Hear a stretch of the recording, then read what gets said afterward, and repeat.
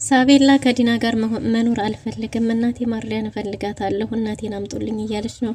አብርሃም ልጁን ሳቤላን ለማሳከም ቤቱን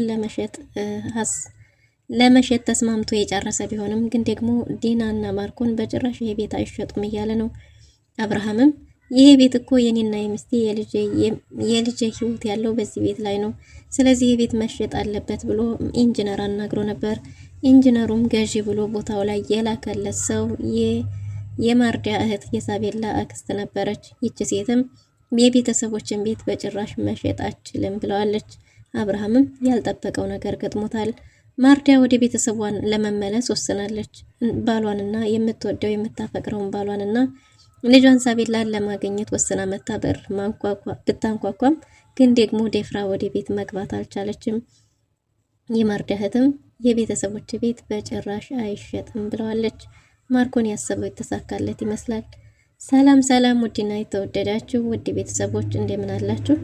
በያላችሁበት የዓለም ዳርቻ ሰላማችሁ በዚህ ተተረፉ ይበል እያልን በአዲስ መተናል። በቅንነት ላይክ፣ ሼር፣ ሰብስክራይብ እያደረጋችሁ ቤተሰብ አድርጉን።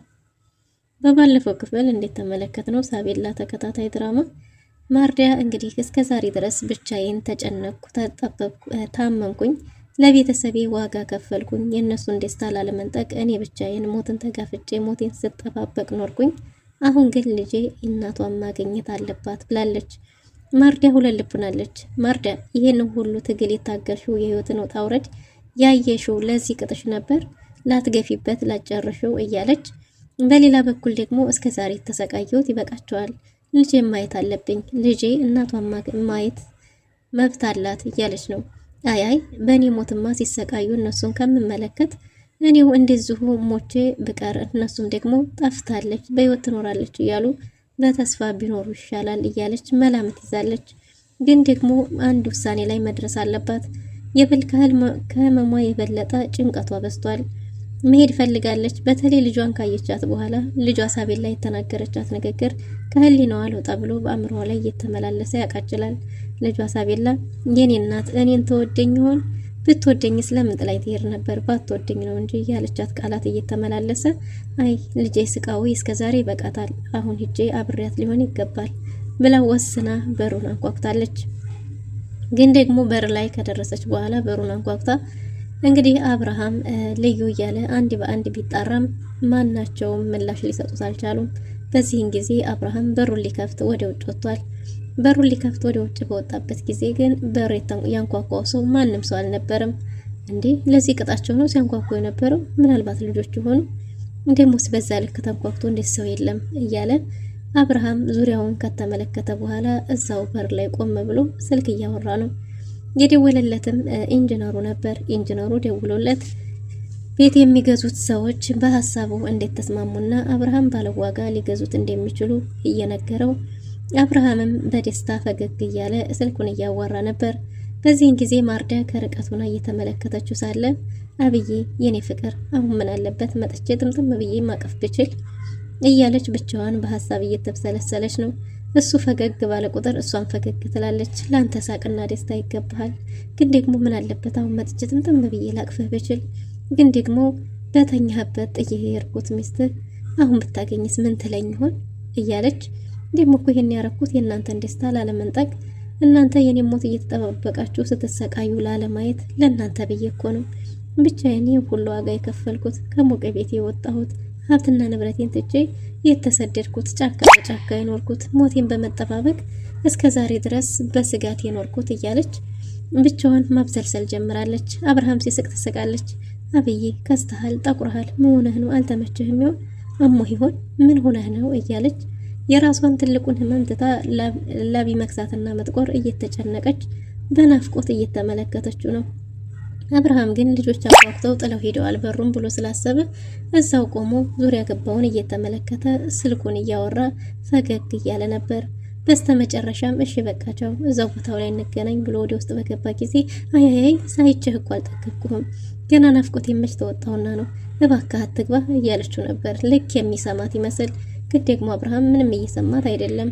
እሷ ግን ልክ እንደሚሰማት አይነት ነገር እባክህ አትግባ፣ እባክህ ትንሽ ቆይ፣ ናፍቆቴን እኮ አልጨረስኩም፣ በጣም ናፍቀኸኛል እኮ፣ ለኔ እኮ በጣም ነው ናፈቀኝ አብዬ፣ እኔ ፍቅር እባክህ እያለችው ነው። ግን ደግሞ አብርሃም ማን እንደንኳኳ እንኳን በቅጡ አላወቀም፣ እንኳንስ ማርዳ እዚህ ትኖራለች ብሎ። በዚህን ጊዜ ወደ ውስጥ ገብቷል። ወደ ውስጥ በገባ ጊዜ ማርኮን እንሂድ ተዘጋጅ ብዬ ነበር አይደል? ለባብሰ ጨረስክ? እንሂድ በቃ እያለው ነበር። ወዴት ነው የምንሄደው ባለው ጊዜ ዛሬ እኮ ገዢዎቹ ይመጣሉ፣ ቤቱን ማሳየት ይኖርብናል፣ እንሂድ ባለው ጊዜ እንግዲህ ማርኮንም አይ ዛሬ አልችልም፣ ዛሬ የሚሄድበት ጉዳይ አለኝ፣ ከባድ ቀጠሮ አለብኝ ቢለዋል። ሲለው እንዴ ቀጠሮ እንዳትይዝ እኮ ቀድሜ ነግሬህ ነበር። እሺ እንደዛ ከሆነ እኔ ራሴ እሄዳለሁ ሲል አይ አንተማ አትሄድም፣ ቀጠሮውን አስተላልፈው፣ የቤቱ ሽያጭ ይተላለፍ፣ ምን ያስቸኩላል ብሏል። እንዴት እንደዚህ ትለኛለህ? ይሄ ቤት የልጅ ህይወት እንደሆነ አታቅምና ነው እንደዛ የምትለው? ቀጠሮም ቢሆን ትናንት እንዳትይዝ አስጠንቅቄህ ነበር፣ ነግሬህ ነበር፣ ቀድሜ ነበር የነገርኩ። ስለዚህ በቃ እኔ ራሴ ሄዳለሁ ብሎ አብርሃም ብቻዬን ሄዳለሁ ባለ ጊዜ ብቻህንም አትሄድም፣ እንደሱ አይሆንም ብሏል። አብርሃምን የማርኮን ነገር ግራ አጋብቶታል። እንዴ ስለዚህ ቤት ሽያጭ ሲነሳ የሚያረግህ ነገር ልክ አይደለም። ምንድነው ችግርህ? ምን ችግር ኑሮብህ ነው? ይሄ ቤት እኮ የኔም ሳይሆን የልጅ ሳቤላ ነው። በዛ ላይ ደግሞ ልጅ ሳቤላ መታከም አለባት። የኔ ልጅ ሳቤላ ያንተስ ልጅ አይደለችም? ምን እየሆንክ ነው? ችግርህ ምንድነው? ከዚህ ቤት ጋር ያለ ቁርኝት ምንድነው ብሎ አብርሃም ጥያቄ አንስቷል። ግን ደግሞ ማርኮን ብቻውን እንዳይሆን ብሎ ለራሱ ብሎ እንደሆነና ቀጠሮ መራዘም የሚችል እንዳልሆነ ሲነግረው እሺ በቃ እንደዛ ከሆነ አንተ ወደ ቀጠሮ ሂድ፣ እኔ ብቻ የሚሄድ እችላለሁ ብሎታል። ብቻህንማ እንደሱ አትሄድም ባለው ጊዜ አብርሃም እኔ በሽተኛ ነህ እያልከኝ ነው? በራስህ ምንም ማድረግ አትችልም? ደካማ ነህ እያልከኝ ነው? እኔ ሁሉንም ነገር ማድረግ እችላለሁ። ስለዚህ ከቀጠሮ መቅረት የለብህም፣ አንተ ሂድ ብሎ ሲጨቃጨቁ ሲቆዩ አይ እቀርቻለሁ፣ በቃ ቀጠሮን ተዋለሁ፣ አብሬ ሄዳለሁ ብሎ በስተመጨረሻም ከብዙ ጭቅጭቅ በኋላ ማርኮን ተስማምቷል። በዚህን ጊዜ እንግዲህ በላሁን ቶሎ ልብስን ቀይርና ና ብሎ አብርሃም ቀኑን በደስታ ጧቱን ጀምሮት ነበር ማርኮን እስከለከፈው ሰዓት ድረስ። እናም እንግዲህ በዚህን ጊዜ እሺ ብሎ ከማርኮን ጋር ተስማምተው ሊሄዱ ሲሉ ድንገት ዲና ሳቤላን እያጫወተቻት ነበር። ለሳቤላ ምርጧ እናት ለመሆን እየሞከረች ነበር። ዛሬ ጸጉርሽን ፈትቼልሻለሁ፣ ከዛ ደግሞ መዝናኛም እንሄዳለን እያለች ስታጫውታት የቆየችው ዲና እንግዲህ ዲና ማርኮንና አብርሃም ተሯሩ ተቻኩሎ ሊወጡ ሲሉ ድንገት ደርሳለች። አቢ ወዴት ነህ? የት እየሄዳችሁ ነው ባለች ጊዜ የበፊት ቤታችንን ልሸጠው ነው፣ ገዢዎቹ እየመጡ ስለሆነ እነሱን ማሳየት አለብኝ ባለ ጊዜ እንዴት እንደዛ ትላለህ እያለች ነው። ምን ነው ከፋሽ? ደስተኛ አልሆንሽም ሲላት ለምን ይከፋኛል? አታየኝም? ደስተኛ ሆኜ የለ ብላ ሳቤላ ዲና መሳለቅ ጀምራለች። አብርሃም እጅግ በጣም ተቆጥቷል። ያ ቤት የኔና የልጄ ነው፣ አንቺ ምን አገባሽ? ከቤቱ ጋር ምን ጉዳይ ያለሽ? የኔ ልጅ ሳቤላ ናት የምትታከምበት፣ የእሷ መታከሚያ መሆን ሊያስደስትሽ ሲገባ እንዴት እንደዛ ታያለሽ እያላት ነው። እኔ እንደ ሚስት ልታማከረኝ ይገባል፣ እንደ ሚስት ለኔ የሚፈጠረውን ነገር ሁሉ መናገር አለብህ፣ እንዴት እንደዚህ ታደርጋለህ ብላ ጓገጭ ስትል አብርሃምም በጭራሽ አይመለከትሽም፣ ብዙ ያልተገቡ ነገሮችን እያየሁ ነው፣ አይቶ እንዳላየም ለማለፍ እየሞከርኩ ነው፣ ግን ደግሞ በልጄ ጉዳይ ከሆነ ማንንም ልታገስ አልችልም፣ በቃ እንሂድ ማርኮን ብሎ ተጣድፎ ከቤት ወጥቷል። በዚህም ጊዜ ዲና እቅዷ እንዳሰበችው ስላልሄደላት እጅግ በጣም ተናዳለች። በጣም ተናዳ ያዛው ቁማ ነገሮች በእኔ ቁጥጥር ስር የሚሆኑት መች ነው? እንዴት ነው ሁሉ ነገር ከቁጥጥር የሚወጣው? እያለች ዲና እቅዶቿ እንደጠበቀቻቸው ስላልሄዱላት እጅግ በጣም ተበሳጭታለች። እና ሳቤላ ዲና ክፍል ውስጥ ስለነበረች ስልኳ ሲጠራ እናቴ እማዬ እያለች ስልኳን የጠራውን ስልክ ይዛ ወደ ዲና ስትሄድ ዲናን እማዬ ስልክሽ ይጠራል ብላ ለመናገር ነበር እማዬ እማዬ እያለቻት የነበረው። እና ዲናም ደግሞ አንቺ ምን አባሽ ፈለግሽ? ምን ፈልገሽ ነው? በአንቺ የተነሳ ነው እቅዴ ሁሉ እየተበላሸ ያለው፣ መሰናክል ሆንሽብኝ፣ እንቅፋቴ አንቺ ነሽ ብላ ሳቤላ ላይ ጮኻባታለች። ዲናም ሳቤላም ኧረ እማዬ ስልክሽ እየጠራ ስለነበረ ስልክሽን ይዤልሽ መጥቼ ነው ብትላትም በአንቺ ምክንያት ነው ሁሉ ነገር እየተፈጠረ ያለው፣ ምን አባሽ ታደርጊያለሽ? ካጠገቤ ጥፊ ብላ አመነጭቃ አባራታለች። ሳቤላም በተፈጠረው ነገር እጅግ በጣም ተደናግጣለች። ሳቤላ አሁን ጥሩ ፍቅር የእናትነት ፍቅርን ስትሰጣት ደስ ብሎ አሳጨረስ ደግሞ መልሳት አመናጭቃታለች። የዲና ነገር ግራ አጋብቷታል። አንዴ ሰው አንዴ አፈር የመሆኗ ነገር ግራ ስላጋባት ሳቤላ ተደናግጣ ወደ ክፍሏ ገብታ ክፍሏን ቆልፋ ጆሮዋን ይዛ ድብቅ ብላ ተቀምጣለች። እናቴ የት ነሽ?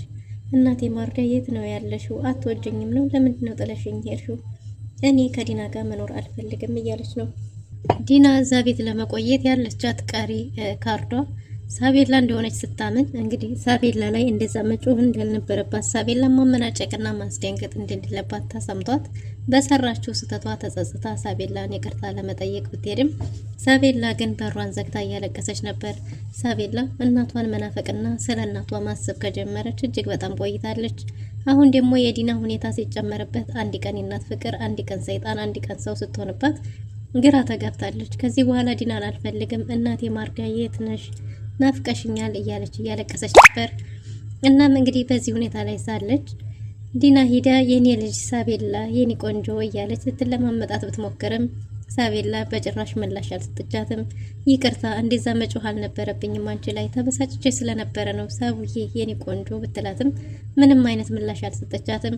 ውስጥ እንደሆንሽ አውቃለሁ፣ እባክሽ ይቅርታ አድርጊልኝ፣ ነገ እኔና አንቺ አባትሽ ሆነን ከከተማ ወጣ ብለን ጥሩ ጊዜ እናሳልፋለን፣ እባክሽ የኔ ቆንጆ እያለች እየለመነቻት ነበር።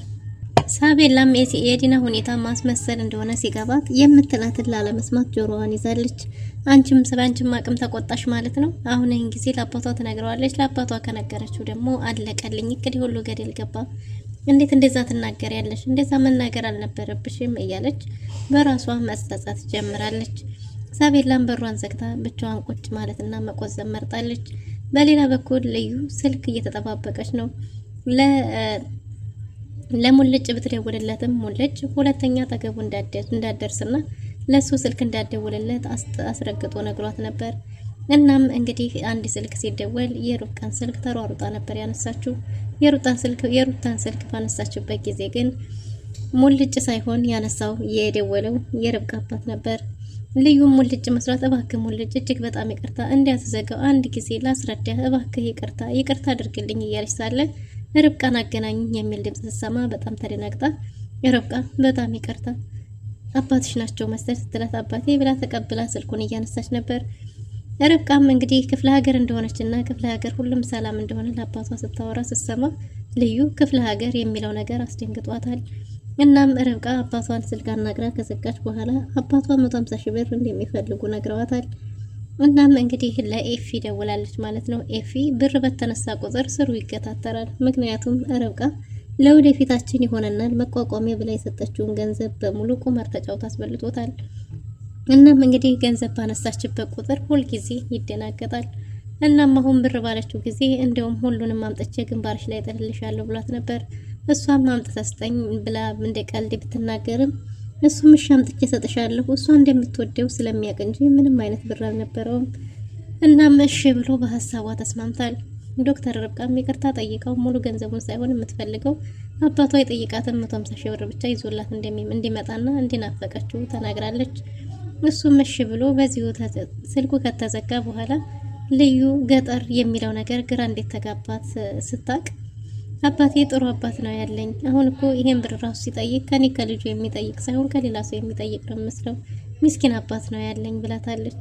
ገጠር የሚለው ነገር ነው አይደል ግራ ያጋባሽ? እሱ ደግሞ መቼስ ታግቼ ነው አልለው ነገር ያው ተገድጄ ወደዚህ ቤት እንደመጣው ታውቂያለሽ፣ ለዛ ነው ስትላት ልዩም ተረድታታለች።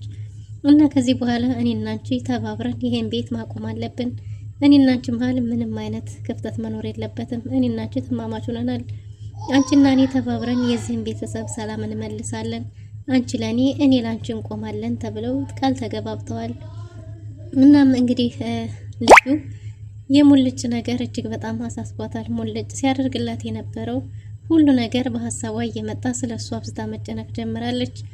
እናም በስተመጨረሻም እንግዲህ ዶክተር ርብቃ ልዩን አይዞሽ ካነሳ አነሳ ደጋግመሽ ሳትሰለች ደውይ፣ ካላነሳ ደግሞ እኔ ያለሁኝ ሁሉንም ነገር እንፈታለን ብለው ተስማምተዋል። ለልዩ ለሳቤላ ልዩ ምግብ እየሰራችላት እያለ ማረቃ የምታስበው ስለ ሙልጭ ነበር፣ እጇን እስከ መቁረጥ ደረጃ።